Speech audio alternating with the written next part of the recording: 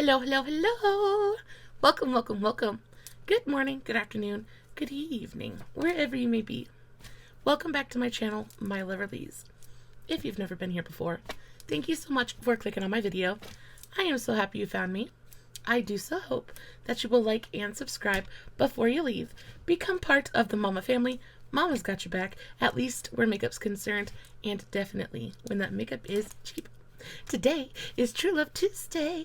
We are talking about Melissa McCarthy and Ben Falcone. I am so excited. Melissa McCarthy is a plus size queen. I love her to pieces. Not so much plus size anymore, but still love her nevertheless. Before we get started, a very special, very warm welcome to any of those that are new to my channel. I am so incredibly happy that you are here. If you enjoy the content, I do so hope that you will mash that thumbs up button. I hope that you will subscribe, become part of the Mama family, and I hope that you will ring my bell, turn on your notifications, so that way, next time I upload a video, you can come right back here and we can hang out together again. Also, my eye makeup is done already. I am channeling my inner Ursula today. Actually, Shawnee Bear is the one that picked out all of the colors on my eyes today. He picked out the rhinestones, all that good stuff. So y'all tell him he did a good job in the comments below. I did make sure to film a TikTok on today's eye look if you are interested. I will make sure to have the tags for that, as well as all of my other socials, Facebook, Instagram, all that good stuff listed in the description box. Guys, if you are not following me on all my other socials, you definitely should go do that. I post fun content every single day, and if you're following me everywhere, you don't have to worry about missing a single moment of it. Alright, with all of that out of the way, let's go ahead and dive into the love story. Just in case you've never been here for True Love Tuesday, I sit here, I tell you a love story all the while doing my makeup. Today's story is, of course, Melissa McCarthy and Ben Falcone. It shouldn't be too awful long. If you see me looking over in this direction, it is because I am looking at my notes, and there are not a ton for today's video. So I'm assuming it's going to be short and sweet. But y'all know me, I like to sit here and talk, so go ahead and get you a big old glass of something to drink, get you a snack, get comfy, get cozy, and we'll go ahead and dive right into it. Y'all, I don't usually talk too awful much about the makeup that I'm using, but I will make sure to put everything in the description box below. And of course, if you have any questions about what I'm using or how I'm using it, all you gotta do is leave me a comment and I will get back to you. Melissa McCarthy. She was born August 26th, 1970.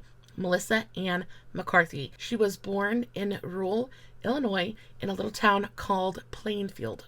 She was born to parents Sandra and Michael McCarthy, and her parents owned and operated a very small soybean and corn farm. That's so hard to say. A very small soybean and corn farm.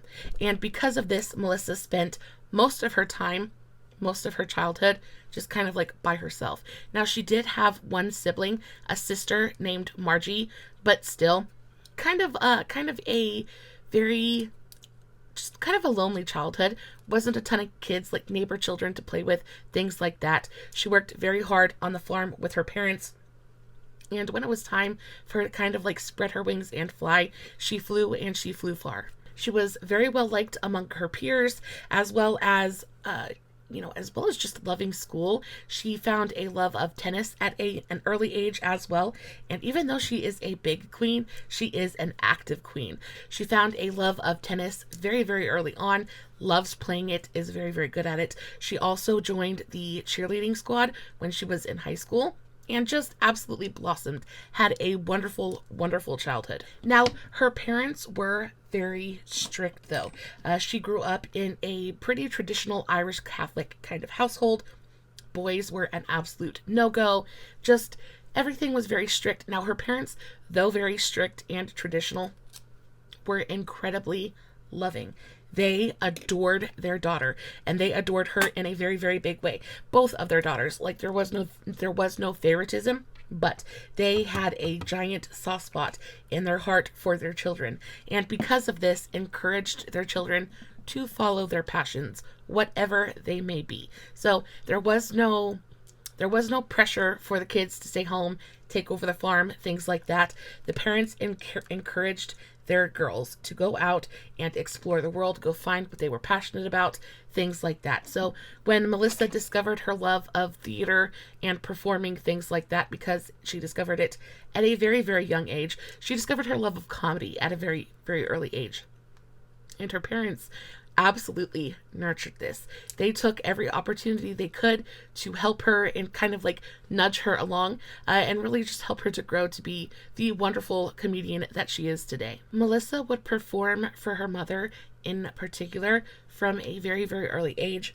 She would be helping her mother with chores around the farm. She would be helping her do laundry or cook dinner, and all the while Melissa would be standing there absolutely just cracking her mother up. She would sing funny songs or tell jokes or whatever she could to make her mother giggle.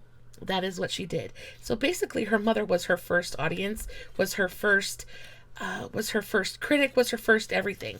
And she found a lot of confidence and a lot of encouragement performing for her mother, because though her mother was kind, she was also honest, right? And instead of her just saying, "Oh, you're fantastic," she genuinely helped her daughter to grow and helped her daughter to be able to tell a better joke. And in the long run, this really, really helped her, not only as a person, but in her career as well. Now, a much lesser known fact about Miss McCarthy is everybody knows she is a Hollywood funny woman. Everybody knows that she has a passion for acting, theater, drama, all that good stuff, comedy. But again, a much lesser known fact is that she is passionate about fashion. She goes through elementary, middle, and high school, and this entire time, she of course knows that she wants to try to make it in Hollywood, but she's also very realistic, and she understands that not everybody makes it, right? So she's got to have some kind of a backup plan. And as she's heading into college, and she decides that she needs to pick up she needs to pick a major, and she falls back onto one of her hobbies, which is she would make costumes. She would design and make costumes for the local theater, for any of the school programs that she was in. She would always volunteer to help design the costumes, things like that. And she was really, really good at it. Now, because of this, as soon as Melissa finished high school and it was time for her to go into college, she decided to pick textiles as her major. She actually picked textile and costume arts, and she excelled at this. Again, she was just really, really good at it. Even if you look at pictures of her now and you look at the way that she dresses, impeccable. She dresses impeccably. She dresses beautifully to fit her frame, especially more so now. I think that she's lost a little bit of weight and is more comfortable in her body, on top of the fact that she can now fit into more designer brands. Y'all, her outfits are freaking stunning. I love her style. It's loud, but also timeless in a way. It is so good. I'll pop up a couple of pictures of my favorite examples, but I just feel like she really knows how to put an outfit together, and she certainly knows how to dress her frame. So she goes to school. She actually ends up attending the Southern Illinois University, and she has an absolute blast. Again, she just really enjoys school in general. She's smart. She enjoys being social. She enjoys hanging out with other people. So school for her is pretty much a breeze. But when she gets here, it's also a chance for her to find some more like-minded people. She ends up joining drama clubs, things like that, and she just really, really blossoms. College for her is a really fantastic experience. Now, on top of this, again, she is starting to kind of play with fashion. She's starting to play with her sense of self-expression, things like that. And at this time, Melissa is very, very, very goth. Believe it or not. At least in my opinion, to look at her and see her now and envision her as a little goth girl, kind of insane. Would never put the two and two together. But she used to, back in the day, she would walk around campus wearing a big black heavy cape and bright blue hair. It was kind of crazy. But of course, she looked great. But it was a look. It was a choice for sure. After graduating, Melissa immediately packs her bags and heads off to New York City. She does this in 1988. And when she gets to New York, this is where she decides she wants to be a stand-up comedian. Y'all, she goes into it, and she goes into it head first. She dives into it. There are no nerves. There is no hesitation. There is no doubt in her brain or her mind at all whatsoever. She knows without a shadow of a doubt that this is what she was born to do, and she's gonna make it happen. Well, she started out as a stand-up comedian, and she starts to make her rounds. She appears at a couple of very famous kind of like comedy clubs, things like that. After doing it a couple of times, having a couple of different shows, she kind of finally realizes that maybe, though she loves comedy, maybe stand-up isn't exactly where she would be suited best at. So she goes back to the drawing board, and she thinks about, what is it that I really want to do? What is it that I really want out of my career? And she decides that it's actually acting that she really wants to do. She loves to make people laugh and things like that, but she can be a comedic actress because just the whole stand-up thing just was not working for her. So she shifts her focus to film, TV, things like that. She ends up working on her skills at the Actors Studio in New York City and really devotes herself to her craft. She really devotes as much time as necessary to really become the best actress that she can be. And as soon as she decides that, she's gotten good enough, that she's at a place now where she feels like she could possibly actually work in television or, actually go to an audition and get a role, she decides to pack her bags and move to LA. Because, of course, New York for comedy, but you need to be in LA for TV. Upon arriving in Los Angeles, she realizes pretty quickly that this was exactly the move that she needed to make. Like, this is where she needs to be. And instantly, she almost instantly, she is starting to get positive feedback. She is starting to get cast for roles, things like that. And though the roles she's cast in are very small, minor supporting roles, she's still being cast, and her name is still getting out there. Now, once in LA, she very quickly became a member of the legendary troupe, the Groundlings. And a lot of people we hear about, especially a lot of famous comedians that we hear about, get their start at the Groundlings. It's a pretty big deal, and she actually ends up being a part of that troupe for almost 10 years. Took up a good part of the beginning of her career. Fun fact, Melissa's first improv teacher at the Groundlings was a woman by the name of Maggie Baird, who just coincidentally ends up being the mother of one of Melissa's very, very favorite female entertainers. That would be Billie Eilish. Can you believe it? Again, big city, small world. She eventually ends up being able to break into television, and she pays her dues. She kind of goes around doing very small, uncredited roles until she remembers, you know what, my cousin's got there's a little bit of an in there for me. So she gets on the phone with Jenny, they talk, and she actually ends up making her television debut on Jenny's show. She ends up getting a very small role, on her cousin Jenny McCarthy's NBC self-titled sitcom, Jenny, and she actually does really, really fantastic on that. And this leads into better opportunities. She kind of branches out a little bit afterwards. She went on to make her film debut in 1998 with a small supporting role in the comedy film Go. Then later on with bigger roles in films like Drowning Mona, Disney's The Kid. She was in Charlie's Angels. She was in all kinds of stuff. Fun fact number 2, did you know she voiced a character on Kim Possible for 3 episodes? Y'all, if you are a child of the 90s, you will know all about Kim Possible. Let me know, who are my Kim Possible babes in the comments. Did you watch that show? Oh, I loved it. She goes, one of my favorite villains of all time. Now, after she bebops around for a little bit, gets these smaller roles, she lands the role that makes her a household name and endears her to the hearts of millions and millions of women. She gets cast in the part of Sookie St. James in Gilmore Girls. Who remembers Gilmore Girls?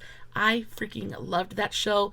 Lorelai was like, oh, I just loved it so much. One of my very, very favorite sitcoms. Is it a sitcom or is it a show? Either way, I loved it. I watched it all the time. I still sometimes will binge it. I'll watch it on either Netflix and I'll watch it start to finish. Such a great, great show.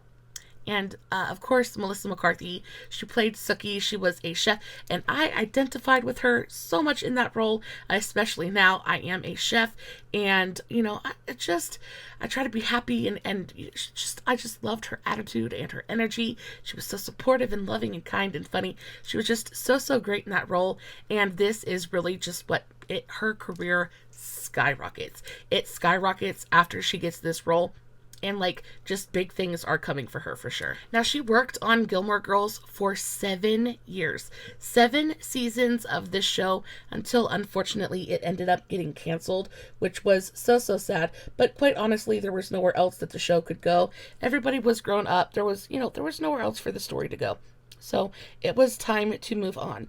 But because the show was over, she now had time to really devote to movies. Now, at this point, she's already pretty much conquered television. She's been there. She's done that. Now it's time to really focus on movies. She wants to be a silver screen starlet. So that's where she focuses her energy. And the rest is basically history. She ends up getting the first leading role of Molly Flynn in Mike and Molly, and this sets her up as a leading lady. Now producers know that she can carry, whether it be a TV show or a movie, she can carry a series on her back. And this is when they start looking at her for lead roles in films and movies and things like that. In 2010, that's when her career really starts to take off. And then in 2011, that's when she starts getting casted in the movies. And she did things like she was in Ghostbusters, which is one of her more recent ones. She was also in Spy, which I freaking loved. She was in Tammy. She was in Identity Thief. She was in, oh my gosh, there's so many. I want to say for maybe 3 or 4 years, she was in absolutely freaking everything, and it was glorious. It was absolutely wonderful. She was beautiful and funny and witty and quirky and weird, and just all the things that all of us can relate to, and I really enjoyed watching her movies. Now, she has most recently just kind of taken a step back. She's still working, but she's not quite as fast-paced as she was. I think most recently what I've seen her in is those commercials. Is it for Travelocity or something like that? Expedia, something like that. She's doing the travel commercials with her and her husband, and they're freaking adorable. Now, when it comes to her love life, it's pretty much non-existent. I mean, she has one, but there's no dating history. There's no list of exes. She met her husband when she was pretty young, and they've been together literally since they were in school. They were pretty much high school sweethearts and have been together since as long as they can remember, quite honestly. Now, when it comes to Mr. Ben Falcone, some people say Falcone, some people say Falcone. I'm pronouncing it the Italian way. I'm not sure. You can correct me in the comments if you know better. But he was born Benjamin Scott Falcone, August 25th, 1973. He is almost exactly 3 years to the day younger than Miss Melissa. So I thought that was super funny. He was born on the 25th and she was born on the 26th. So that was funny. He was born in Carbondale, Illinois, to parents Peg and Steve. Now, when it comes to star power, of course, Miss Melissa is definitely the brighter of the two. But that doesn't make him any less accomplished or any less talented. Now, Ben is an actor in his own right. He's been in a couple of different movies. The one that comes to mind the most is What to Expect When You're Expecting. He was in that movie with Elizabeth Banks, I believe. Super funny movie. I think that had Dennis Quaid in it as well. Dennis Quaid played the father. Anyway, if you haven't seen that movie, definitely go check it out. That one was super funny. Really enjoyed that one. He was also in God's Favorite Idiot. He was in Enough Said. He's been in a couple of different things. Now, like I said, his star doesn't shine quite as bright as Miss Melissa's does, but he also concerns himself with like behind the scenes quite a bit. He is very much into producing. He's into writing, things like that. He is into directing. He's directed and produced and co-written quite a few movies that Melissa's been in, actually. Now, Ben made his directorial debut in 2014 with the film Tammy. Remember that one? Which he also co-wrote with Melissa. So I love that they work together and kind of like do their own thing. He has produced The Boss. I forgot about that one. The Boss was such a good one. Life of the Party, Super Intelligence, Thunder Force. There's been a lot of them. Now, y'all, Melissa and Ben's love story together, I think, is just about as absolutely adorable as you can possibly get. I cannot wait to get into it with you. Melissa and Ben found each other long before they found fame, long before they even went to Hollywood. They are two peas in a pod for the most part, both awkward and outgoing. They're both incredibly funny, but honest and kind. They're hardworking. It's no wonder they've been together for over 26 years. 26 years these people have been together. I feel like because they have so much in common, it's super easy for them to just be together. Nobody speaks about their love story. It is incredibly underrated, but I think it's even more special because of that, because nobody talks about it. And I just think them as a couple are such a success story. It's kind of fantastic. Now, Ben and Melissa have basically grown up together, even if they didn't really know it. Now, they first crossed paths in the early 90s when they were in school.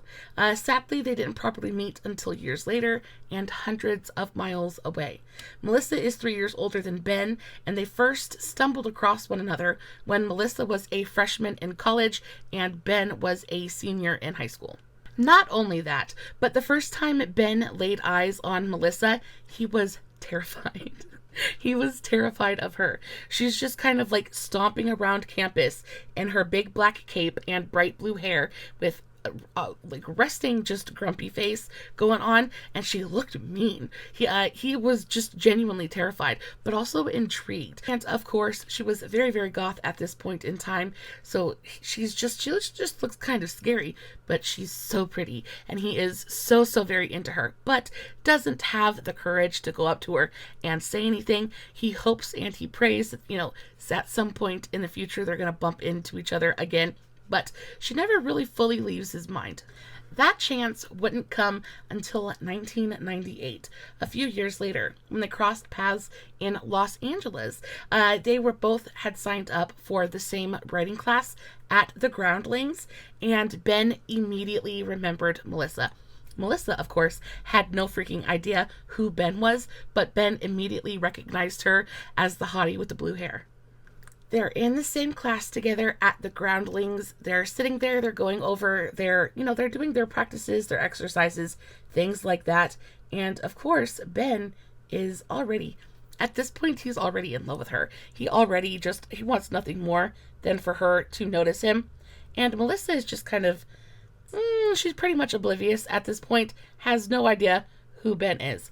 However, all of that changes when one day they're doing skits in class. They're doing an exercise, and they have to get up in front of the class and basically act their little hearts out.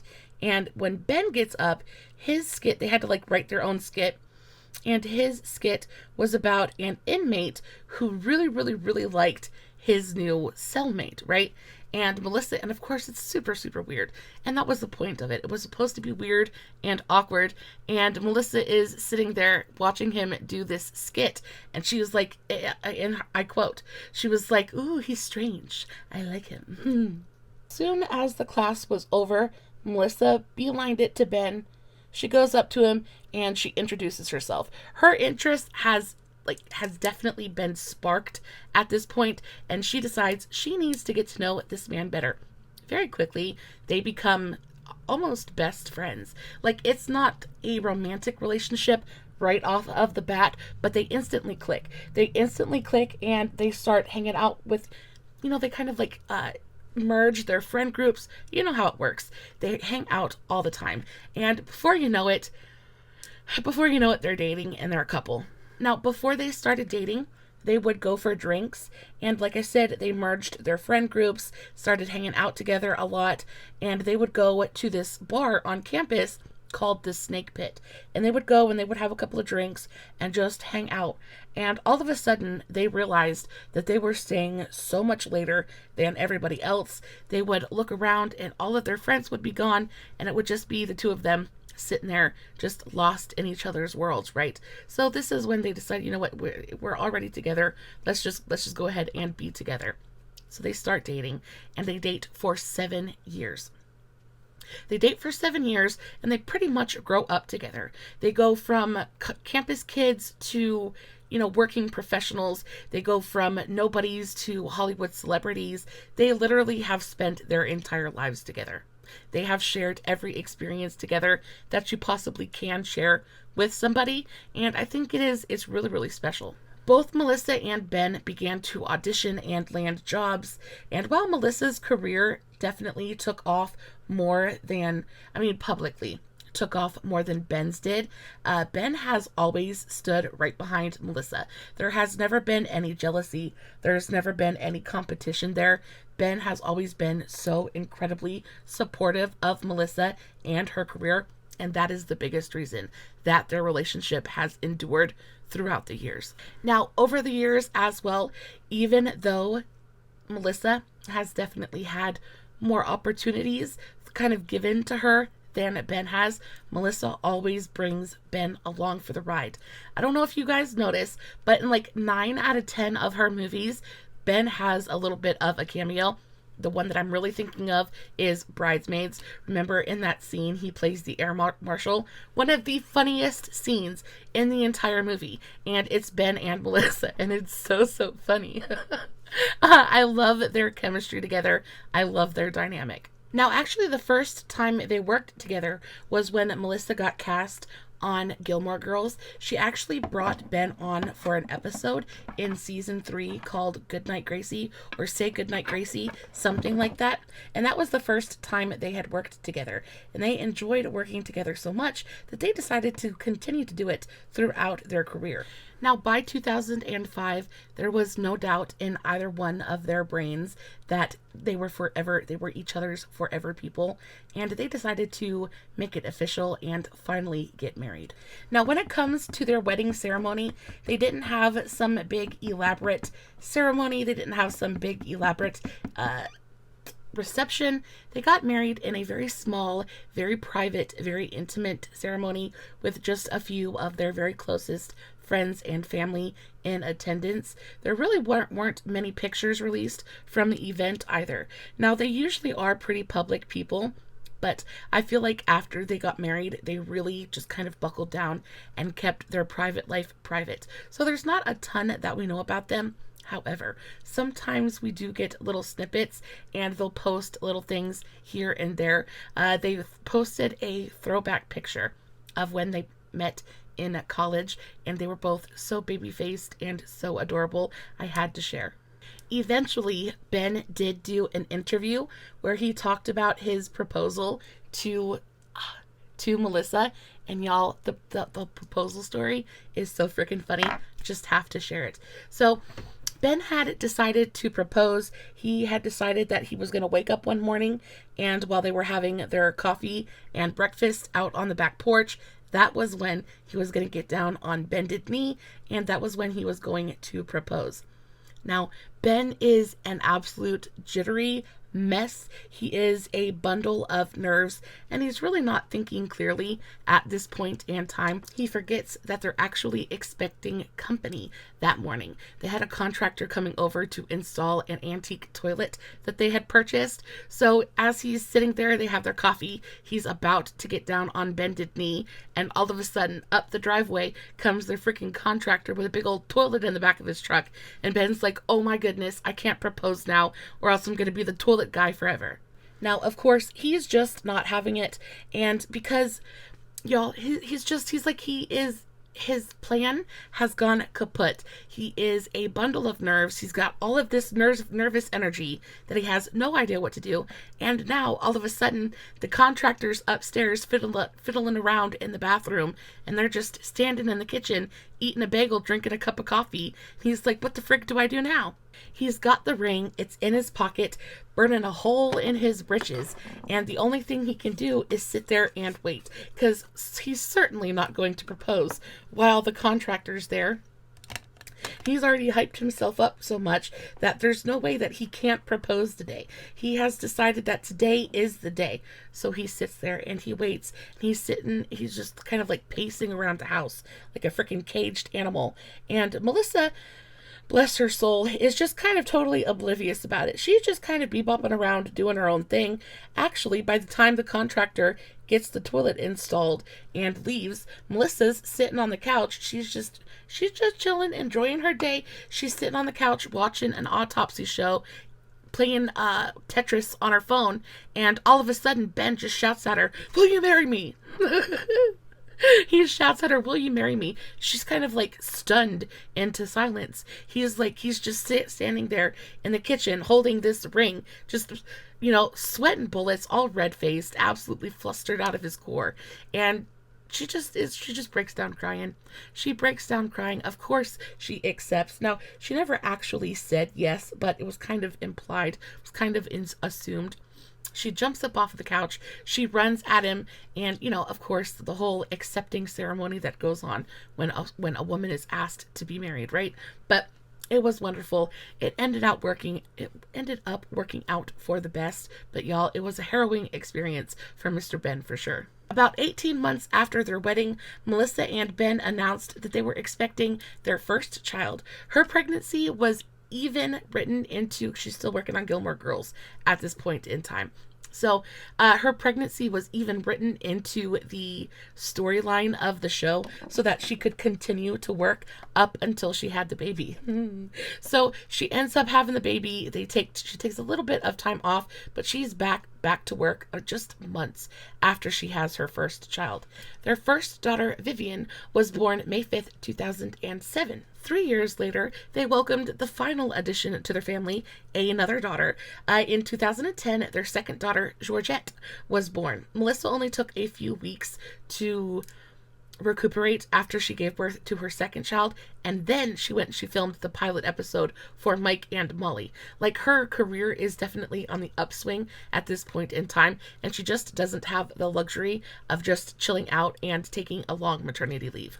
Just 4 short months later, 4 months after giving birth, she is back at work full time. She is filming daily for Mike and Molly, and this is when her career it just takes off like a freaking rocket. And the rest is pretty much history.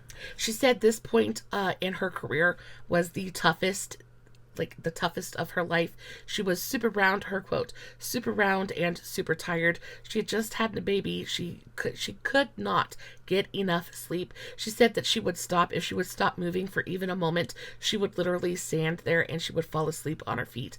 And I can completely understand how she feels. It's like when you stop, your brain instantly wants to shut off.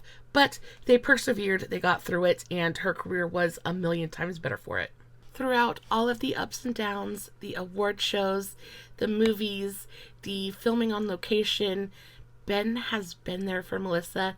He has been a constant support for her. He is her absolute biggest cheerleader, and their relationship is genuinely about as perfect as one can get.